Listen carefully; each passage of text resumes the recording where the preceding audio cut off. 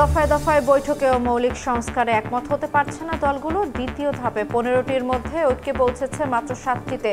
চলতি মাসেই জাতীয় সনদ তৈরির আশাবাদ কমিশনের। বন্ধ করে দিছে, এখন আদৌ হবে নাকি এটা আসলে সন্দেহজনক। এই কাজটা হচ্ছিল, আমরা আশীর্বাদই নিয়েছিলাম, কিন্তু এটা এখন অভিশাপে দাঁড়ায় গেছে। ঢাকা এলিভেটেডের পূর্ণাঙ্গ সুবিধা পেতে আরও প্রায় 1.5 বছরের অপেক্ষা। প্রশাসনিক জটিলতা কেটে যাওয়ায় আবারও কর্মী নিয়োগ শুরু। চালু হলে রাজধানীর যানজট নিরসনের আশাবাদ। বাংলাদেশি পণ্যে যুক্তরাষ্ট্রের 35% শুল্ক আরোপে রফতানিমুখী শিল্পে ক্ষতির শঙ্কা। সতর্কতার সঙ্গে শুল্ক ভার কমানোর আলোচনা এগিয়ে নেওয়ার পরামর্শ ব্যবসায়ীদের।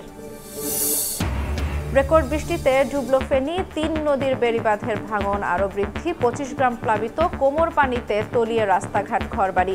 দুর্ভোগ চরমে, প্রস্তুত 131টি আশ্রয়কেন্দ্র। এবং ভরা মৌসুমেও নওগাঁয় চালের পাইকারি মোকামে মাস জুড়ে অস্থিরতা।